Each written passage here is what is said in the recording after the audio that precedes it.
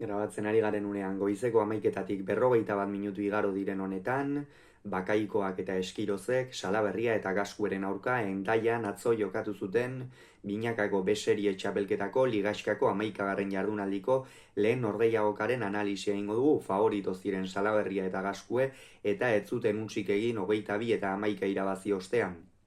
Gogoratuko dugu, lehenik eta behin, Bakaikoak senar ordezkatu zuela, bi eskuak ukituak omen ditu ataundarrak eta ondorioz atzo ez zuen Hendaian jokatzerik izan, eta bere ordez txapelketa honetan zehar ere ordezkapen dezente egin dituen Joanes Bakaikoa izan zen. Gogoratuko dugu, aurreko jardunaldian batetik Senarrek eta Eskirozek 22 eta 19 irabazi zietela Agirre eta Ugarte Mendiari Iruñeko Labriten, aldiz Mungian Salaberriak eta Gaskuek galdu egin zuten Zabala eta Eskuza ordezkatu zuen Aldaberen aurka.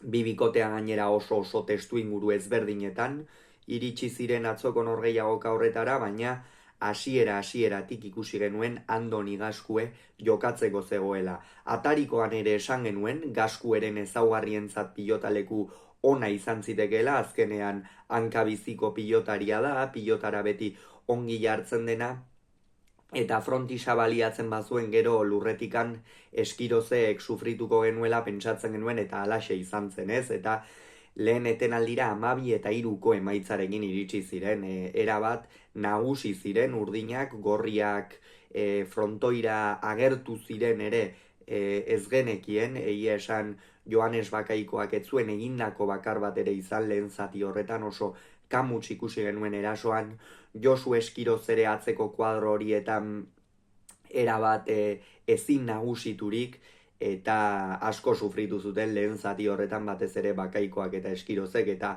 Salaberria eta Gaskuerentzat esan testu inguru ezin hobea zen. Azken finean Iker Salaberria aurrean tantoak amaitzen ari zen, defentsan ere oso sendo, eta atzean Gaskue bizkarra erakusten, beraz, bikotearentzat albiste ezin hobeak ziren, ez? Gerora ere partida etzen asko aldatu, hain zuzen ere 18 eta 5 iritsi ziren bigarren etenaldira. Gaskuek berdin jarraitu zuen asko jokatzen, eta gainera bigarren zatian esango nuke Salaberriaren distirak gora egin zuela. Partidaren testu ingurua eta ikusi zuenean apur bat lasaitu edo egingo zen goizuetarra, eta aurrera egin zuen eta tanto asko amaitu zituen, eta badakigu Hendaiako pilotalekuan aurrera egin ezkero erasorako eskerroneko pilotalekua dela, eta horixe baliatu zuen Salaberriak lehen zatian zur eta bigarrenean erakustaldia emanez. Gerora 20 eta 6 joan ziren, gero 11 eta 20 ere, hor txakalaldi bat izan zuten, ia esan hortxe hasi zen apur bat Joanes Bakaikoa tanto batzuk egiten, ordura arte oso kamuts, aukerari gabe ere egontzela esango nuke.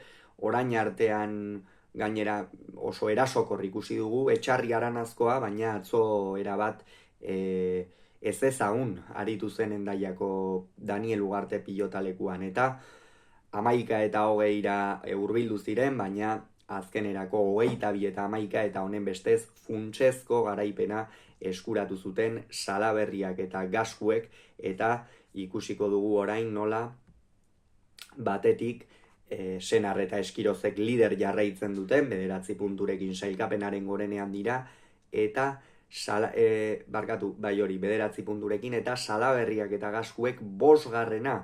eskuratu zuten atzo, eta honen bestez une honetan playoffetako azken postua markatzen duen bikotea dira.